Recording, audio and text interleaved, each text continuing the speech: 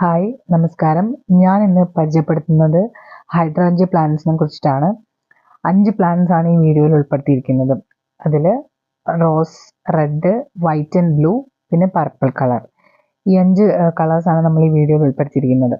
അപ്പം ഇതിൻ്റെ കെയറിങ് എന്ന് പറഞ്ഞാൽ സിമ്പിളാണ്.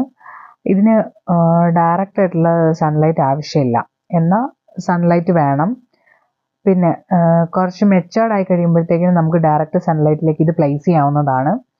ഇപ്പോൾ നമ്മൾ കൊടുക്കുന്ന സൈസ് ഒരു 2 വീക്സ് കഴിഞ്ഞതിന് ശേഷം മാത്രം ഡയറക്റ്റ് സൺലൈറ്റിലേക്ക് വെച്ചാൽ മതിയാവും. പിന്നെ ഇതിൻ്റെ വാട്ടറിങ് എന്ന് പറയുമ്പോഴത്തേനും ഇതിന് ഡെയിലി വാട്ടറിങ് ചെയ്യണം.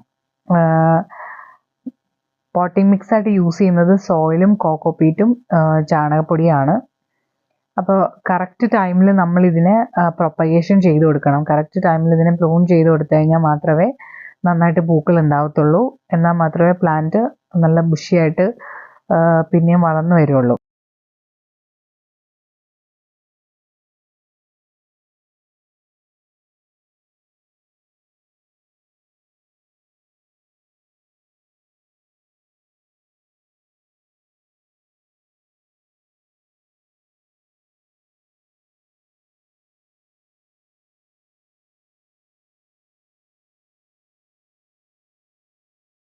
ഈ ചെടിക്ക് ആവശ്യമായിട്ടുള്ള ഫെർട്ടിലൈസേഴ്സ് എന്ന് പറഞ്ഞാൽ 2 തരമാണ്. കെമിക്കൽ ഫെർട്ടിലൈസേഴ്സും ഓർഗാനിക്കും നമുക്ക് യൂസ് ചെയ്യാവുന്നതാണ്.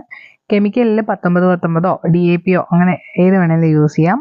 ഈ ഓർഗാനിക് യൂസ് ചെയ്യുമ്പോൾ ചാണകപ്പൊടി യൂസ് ചെയ്താൽ മതിയാവും. പിന്നെ നന്നായി പരിചരിക്കുകയാണെങ്കിൽ ഇങ്ങനെ കൊലകൊലയായിട്ട് നിറയെ പൂക്കൾ തരുന്ന ഒരു ചെടിയാണ് ഈ ഹൈഡ്രാഞ്ചിയ പ്ലാന്റ്സ്.